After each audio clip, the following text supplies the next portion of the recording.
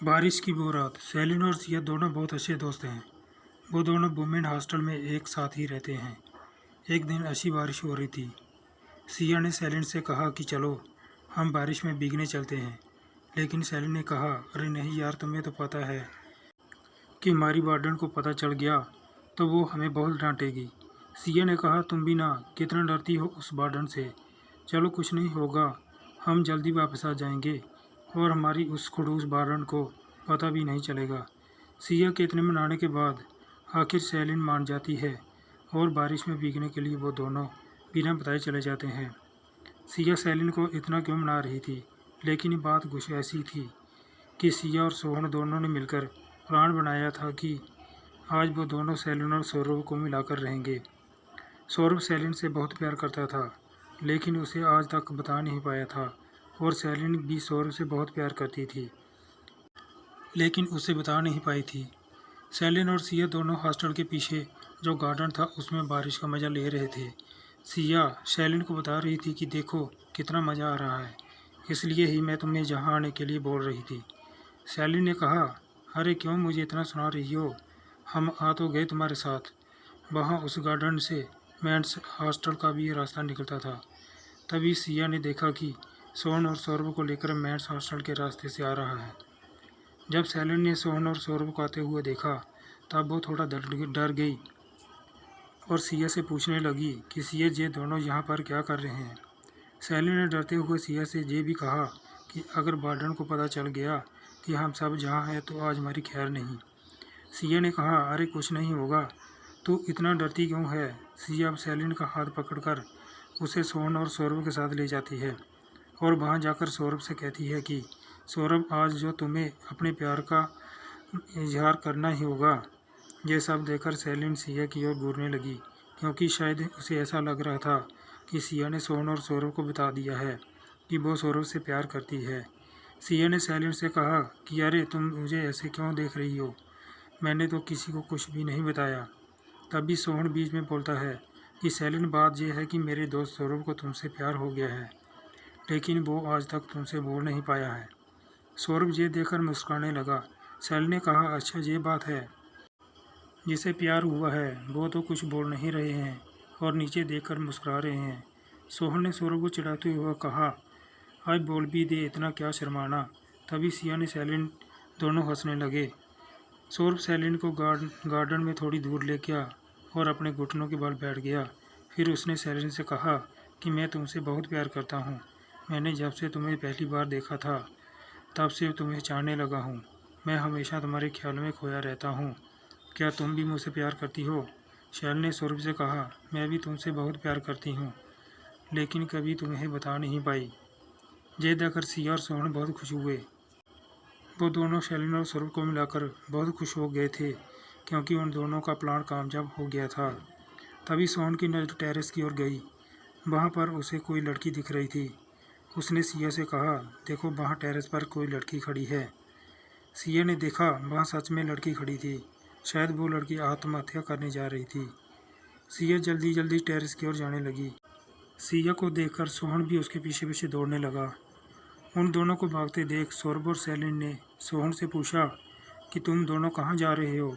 सोहन ने ऊपर जाने का रास्ता इशारे से बताया। सिया के पीछे पीछे वो तीनों भी टेरेस पर चले गए। वो लड़की अभी टेरेस के किनारे खड़ी थी। सिया ने उस लड़की को पकड़कर नीचे उतारा तो वो लड़की रो रही थी। रोते हुए वो लड़की बोल रही थी कि मुझे मत मर जाने दीजिए, मैं जीना नहीं चाहती हूँ। तभी सेलिन भी उसके पास आ जाती है और बोलने लगी कि तुम ये क्या करने जा रही थी और ऐसा क्यों कर रही हो। उस लड़की ने कहा, मेरी मजबूरी कोई नहीं समझेगा, और रोने लगी। तो सोहन ने कहा कि तुम रोना बंद करो और हमें बताओ तुम्हारे साथ क्या हुआ है, हम सब तुम्हारे साथ हैं। सेलिन ने कहा, हम सब कमरे में चलते हैं, क्योंकि हम सबको जहाँ वार्डन ने देख लिया तो हम सब मुश्किल में पड़ जाएंगे। सभी ने कहा, अच्छा ठीक है। सभी रूम में गए और सिया ने कहा, आप बताओ तुम्हारे साथ क्या हुआ है कि तुमने अपनी जान लेने का फ़ैसला ले लिया है। उस लड़की ने बोलना शुरू किया, मेरा नाम पायल है, मैं भी इसी हॉस्टल में रहती हूँ।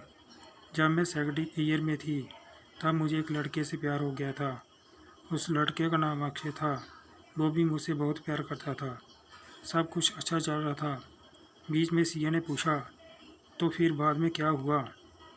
पायल ने कहा, एक दिन अक्षय मुझे अपने दोस्त के घर पर ले गया और वहाँ पर एक कमरे में ले गए। तो मैंने बोला, तुम ये क्या कर रहे हो? मुझे कहाँ ले जा रहे हो? उसने मुझसे कहा कि तुमको मुझ पर भरोसा नहीं है। मैंने कहा, हाँ, मुझे तुम पर पूरा भरोसा है। वो उस रात मेरे साथ आए। मैंने मना कर दिया पर फिर भी वो नहीं माने। उस रात वो मेरे बहुत करीब आ गए थे। मुझे उस पर पूरा भरोसा था। लेकिन तभी सैली ने कहा, लेकिन क्या? पायल बोलो। पायल ने कहा कि कुछ दिनों के बाद मुझे पता चला कि मैं प्रेग्नेंट हूँ। तब मैं बहुत डर गई थी। मैंने ये बात अक्षय को बताई थी, लेकिन उसने मुझसे रिश्ता तोड़ दिया। अक्षय ने मुझे और बच्चे को अपनाने से मना कर दिया। मैं क्या करती? अगर ये बात सबको पता चलती तो मैं किसी को मुँह दिखाने के लायक नहीं रहती। इतना बोलकर वो रोने लगी। उन चारों ने कहा, तुम शांत हो जाओ, हम सब तुम्हारे साथ हैं। तभी वार्डन वहाँ से गुजर रही थी। उसने कमरे की बत्ती जली हुई देखी और वो दरवाज़ा खटखटाने लगी। सिया और सेलिन दोनों खड़े हो गए और साथ ही सोन और सौरभ भी दरवाजे की ओर देखने लगे।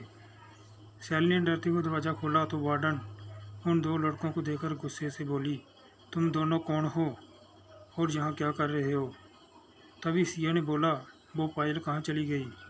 वार्डन ने बड़े इशारे के साथ कहा, क्या पायल? पायल यहाँ पर आई थी? तभी सिया और सेलिन ने कहा, जी पायल पर आप ऐसे क्यों बोल रही हो? वार्डन ने कहा, फिर तो उसने आपको अपनी कहानी सुनाई होगी। वो चारों ने कहा, हाँ, पर आपको कैसे पता चला? तभी वार्डन ने कहा, अब मैं आपको जो बताने वाली हूँ वो बात सिर्फ हमारे पांचों के बीच ही रहनी चाहिए। चारों ने कहा, अच्छा ठीक है, बताओ। वार्डन ने कहा, उसने तुम लोगों को जो कुछ भी बताया है वो सब सच है, लेकिन पायल जिंदा नहीं है। इतना सुनते ही उन चारों के होश उड़ गए। सौरभ ने पूछा, इसका क्या मतलब है? वार्डन ने कहा कि इसका मतलब आज जो तुम्हारे साथ थी वो पायल नहीं बल्कि उसकी रूह थी। वो बारिश के मौसम में आती है और उसने आज से पहले भी ऐसे कई लोगों को अपनी कहानी बताई है। इतना सुनते ही वो चारों डर जाते हैं। तभी वार्डन ने कहा, तुम सभी डरो मत, वो किसी के साथ कुछ बुरा नहीं करती है।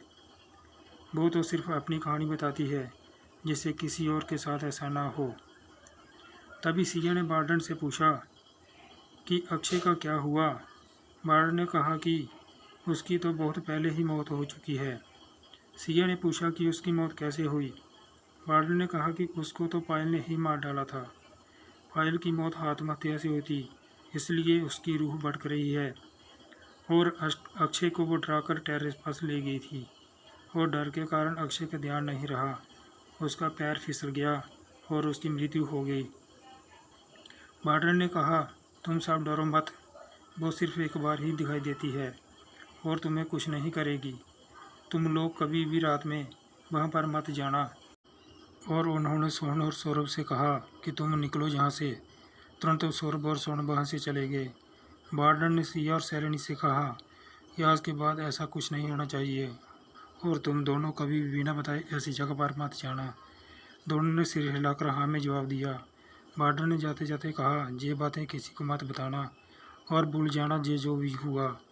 वो सब दोनों ने कहा, अच्छा ठीक है। अब वार्डन वहाँ से चली जाती है और डर के मारे सिया और सेलिन भी इतनी रात को सो जाते हैं। दोस्तों, ये थी कहानी बारिश की वो रात। कहानी कैसी लगी एक प्यारा सा कमेंट करके अपनी राय दें और चैनल को एक लाइक और सब्सक्राइब ज़रूर करें। और कहानी लिखने में जहाँ कुछ गलत लिख दिया हो तो अपना भाई दोस्त समझकर माफ़ करना जी। मिलते हैं दूसरी कहानी वीडियो के साथ।